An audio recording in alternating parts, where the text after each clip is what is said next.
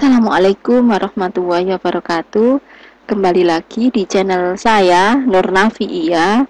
Kali ini saya akan membahas terkait membuat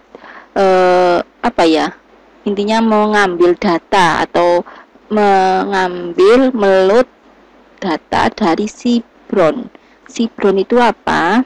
Jadi kalau saya ambil dari library-nya langsung, bukan library intinya tutorialnya langsung. Cibron itu suatu framework atau library yang digunakan untuk menampilkan data dalam bentuk visualisasi, bisa berupa grafik, bisa berupa yang sering adalah grafik ya. Di sini keterangannya adalah Cibron is a Python data visualization library based on Matplotlib ya. Jadi selain Matplotlib, untuk menampilkan data dalam bentuk visualisasi bisa menggunakan Cibron. Jadi biasanya ada dua cara, menggunakan Cibron atau Matplotlib. Untuk saat ini saya akan menjelaskan menggunakan Cibron ya, Cibron. Terus sebelumnya tadi saya sempat sudah membuat suatu file di dalam folder di dalam folder belajar Python. Nah, ini masih kosong, hanya membuat file saja. Nah, untuk melakukan pengambilan data dari Cibron, di Cibron itu mempunyai data banyak. Nah, misalkan saya mau ngambil data, yaitu saya import dulu library-nya Cibron. Biasanya dikasih inisialisasi nama lain, bisa SB atau bisa apa, tapi secara defaultnya biasanya secara umum yang dikenali adalah SNS ya, Cibron. Terus kita running.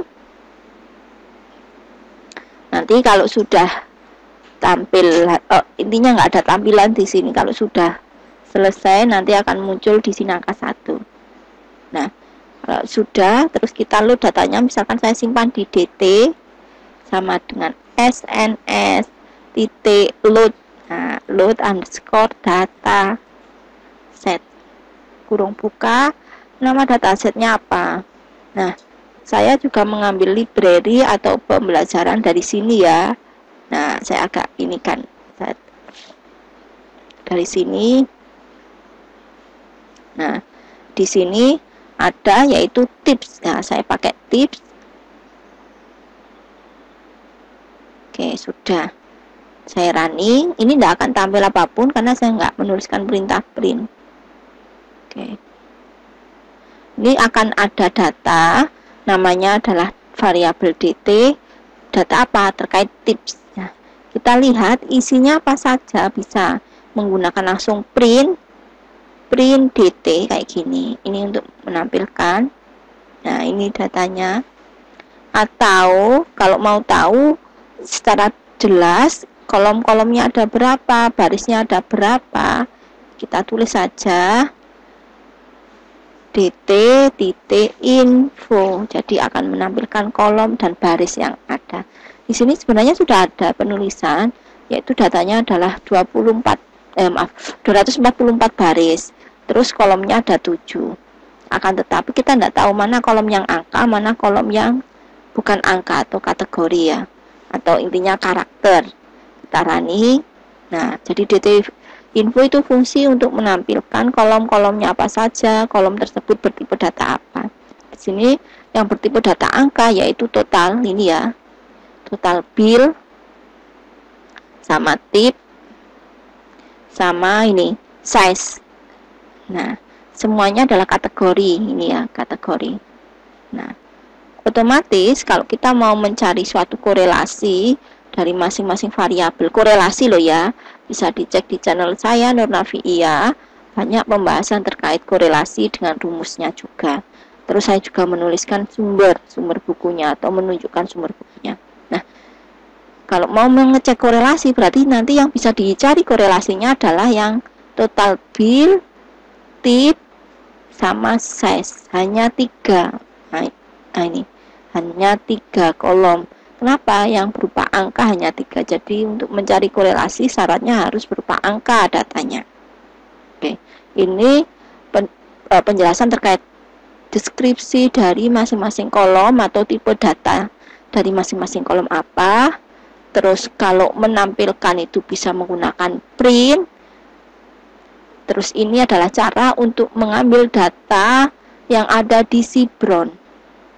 Oke, selain menggunakan print, ada juga cara untuk menampilkan data 5 baris teratas, 3 baris teratas dengan cara yaitu dt.head kayak gini. Kalau tidak ada penulisan angka di sini berarti dia akan tampil 5 baris pertama. Bentaran. Nah, ini 5 baris pertama. 1 2 3 4 5. Kalau di dalamnya dikasih angka, misal dt.head saya kasih hanya 3 baris saja, maka dia akan menampilkan 3 baris. Head itu fungsinya menampilkan 3 baris, atau secara defaultnya adalah 5 baris.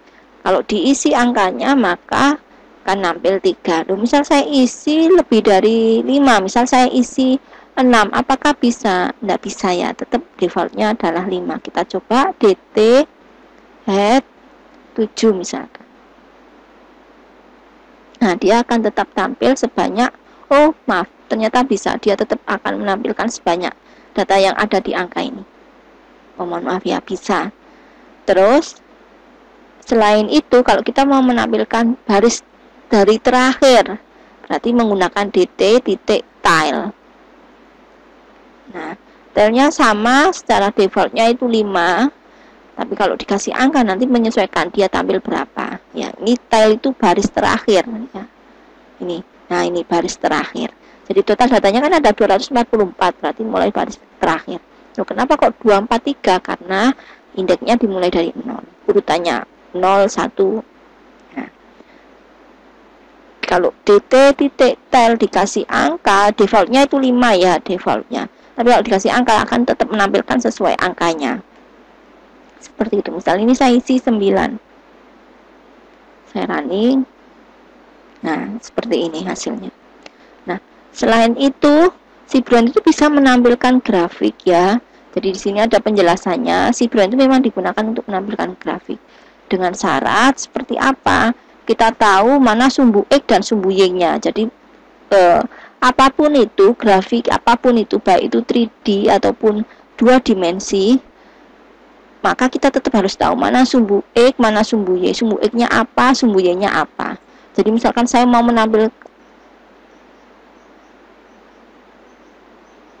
kalau kita mau menampilkan kalau saya mau menampilkan dalam bentuk titik-titik atau dalam bentuk garis, itu nanti ada pilihannya. Sebentar, saya tampilkan. Nah, ini ada pilihannya. Kin line, jadi dia dalam bentuk garis. Kalau nanti dalam bentuk titik-titik, nah kayak ini kan titik-titik, ada yang titik, ada yang silang. Nah, itu di sini ada penulisannya kan, ada penulisan tipenya, yaitu rel plot. Nah, rel plot. Misal saya menggunakan fungsi langsung kayak gini, sns titik plot, terus x-nya adalah total bill, total underscore bill, y-nya adalah tip, y sama dengan tip, terus datanya adalah, ini cara menuliskan ya, datanya adalah tadi saya simpan dengan dt. Nah, jadi secara defaultnya kalau kita mau menampilkan grafik, di mana grafiknya itu harus jelas mana yang sebagai sumbu X dan mana yang sebagai sumbu Y.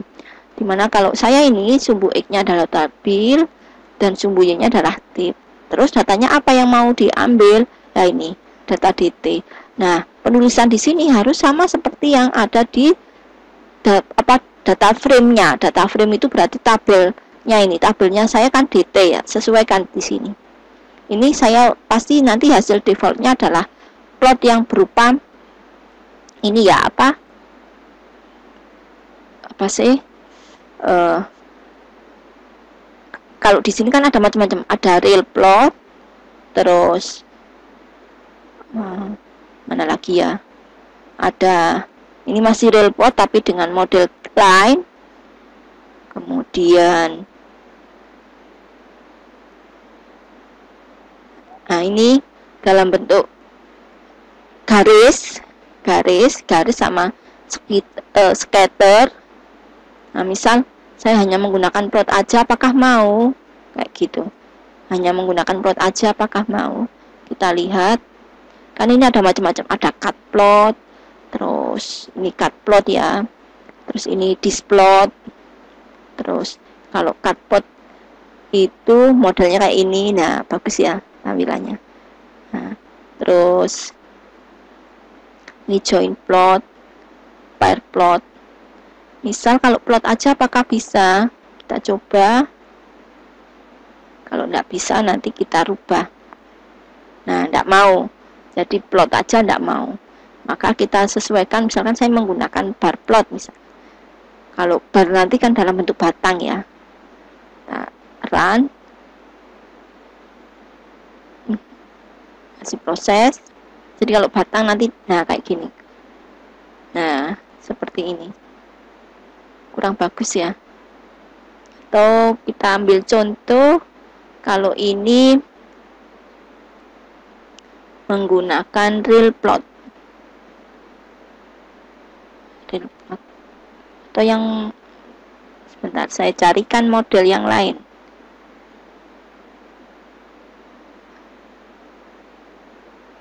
Kalau cut plot ini ada seperti model batang ya, tapi bukan batang. Nah, ini bagus, ini ada kayak apa ya? Ini kan model kayak batang ya, batang, grafik batang. Terus di sini ada garisnya, di mana garis ini menunjukkan ini apa? Time ya. Di sini itu menunjukkan kok apa time-nya. Nah, time. Kita coba displot. Seperti apa hasilnya? SNS titik displot, di mana X-nya adalah saya tetap total bill. Maaf. Total bill. Terus kolomnya itu nanti yang berubah grafik garis tadi. Kolomnya saya misalkan tip. Maaf, gak usah S. Terus datanya adalah DT, disimpan di variabel DT saya tadi. Terus ini ada penjelasannya juga, KDE true. Nah, untuk penjelasan lebih lengkapnya, KDE true-nya itu mungkin menampilkan macamnya ya. Kalau kan di sini time itu ada dua, yaitu dinner sama lunch. Jadi dia membuat dua model, yaitu sesuai ini ada lunch sama dinner, nanti dia akan muncul dua. Kalau yang saya ini kan call-nya adalah tip. Misal saya call-nya adalah jenis laki-laki, jenis kelamin, di sini variabelnya namanya adalah sex. Nah, nanti munculnya kayak gini. Nanti ada male sama female, terus ada tengahnya tadi. Oke, misalkan KDE true itu untuk membuat, nah, true-nya harus kapital ya, karena Python juga case sensitif. Oke, saya running. Oh, salah penulisannya, mohon maaf. Displot.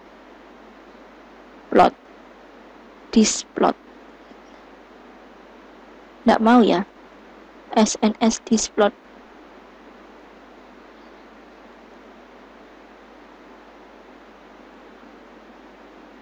Ada kesalahan apa? Sebentar. Nah, oke, saya coba. Tetap nggak mau. Nggak ada displot.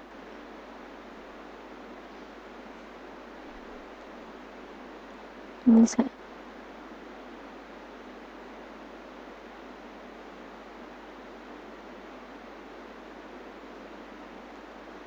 Oke, saya rubah LM plot, misalkan LM plot di sini saya rubah.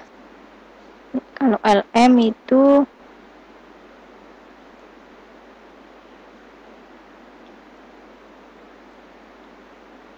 mana tadi ya, LM Nah ini kalau LM itu ada Y juga dan ada call-nya juga. Call-nya itu untuk membuat dua kolomnya ini. Misalnya saya nggak pakai kolom tapi pakai Y-nya, Y, terus pakai KDE atau enggak ya? Ini hiu itu untuk ngasih keterangan di sini.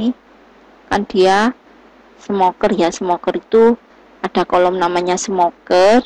Ini ada kolom, saya tunjukkan kolom smoker. Nah ini ada kolom smoker itu dipilih. Di sini kan ada dua pilihan, yaitu no sama yes. Jadi nanti dia modelnya ada kayak sejenis legend kayak gitu. Ya, saya nggak pakai KDE, saya nggak pakai hiu, saya running. Tetap error, kenapa ya? SNS. Oh, data saya yang ini kategori, nggak boleh kategori, harus dalam bentuk angka. Berarti misalkan saya pakai size, ya sudah, saya running, itu nggak mau.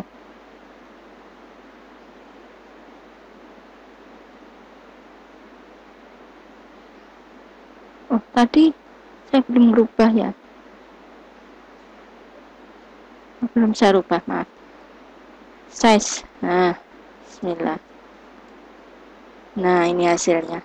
Jadi di sini ada variabel total bill sama size. Dia akan ngecek per barisnya. Nah, kayak gini. Jadi ada dua cara menggunakan SNS sama SNS itu Sibron, nanti sama Matplotlib. Nanti saya jelaskan juga. Mohon maaf, nanti kalau tadi ada error, ada kesalahan, tapi paling tidak kalau kita mau belajar lebih baik ngambil dari sumbernya langsung. Di sini ada penjelasannya, ada contoh-contohnya, bisa dipahami dari sini. Ya, bisa dipahami. Artinya kenapa kok ada titik kayak gitu tadi? Oh, ternyata titik seperti ini itu adalah menunjukkan ini ya, data baris ke X sama ke Z itu di mana datanya. Ya, total bilangan 10 itu juga dia size-nya berapa, nanti dikasih titik, terus sama ada garisnya. Garisnya itu menunjukkan persamaan garisnya, atau istilahnya ya persamaan garisnya, atau biasanya disebut dengan regresi linear. Makanya di sini ada LM model. Jadi model-model Sibron itu banyak, tapi tadi ada yang sempat nggak berhasil ya. Contoh ini tadi saya nyoba nggak berhasil. Apa salah penulisan penataannya juga nggak tahu ya. Misal saya persiskan seperti ini, apakah tetap nggak mau? Contoh, misal ya, saya taruh di sini, displot, variabel saya total bill tetap sama. Nah ini data saya disimpan di DT tadi variabelnya. Ini udah kita coba running, nggak mau. Jadi Sibronnya nggak mau displot. Atau ada penambahan library, saya juga kurang tahu ya. Kalau library-nya saya ada penambahan, saya juga kurang tahu, karena setahu saya ya udah Sibron ya Sibron. Oke, tetap nggak mau ya. Ini saya delete aja. Nah, ini cara memvisualisasikan data. Tujuannya memvisualisasikan data, kenapa? Karena biar mudah dipahami. Ada beberapa orang itu dengan model tabel itu tetap nggak bisa dipahami juga, ini maksudnya apa. Tapi dengan seperti ini itu tahu, oh total bilangan. Nah ini kan nggak kelihatannya, kan saking rengket-rengketnya. Total bilangan ini jumlahnya ini. Kalau total bar plot itu lebih baik memang untuk kategori ya. Misal saya buat kategori, misal ya, tetap harus ada sumbu X sama Y. Bar plot misal saya buat sumbu X-nya adalah sex, jenis kelamin ya. Y-nya adalah size, misal kayak gini. Itu lebih enak. Nah, kayak gini. Lebih enak. Nah, jadi male jumlahnya yang ini sekian, nah kayak gini. Akhirnya lebih mudah dipahami sih, kan. Ada orang yang cara merepresentasikan pakai grafik itu lebih mudah dipahami. Mungkin itu yang bisa saya sampaikan. Sebelumnya mohon maaf kalau tadi sempat ada error atau mungkin penjelasan saya masih kurang bisa dipahami. Terima kasih sebelumnya. Assalamualaikum warahmatullahi wabarakatuh.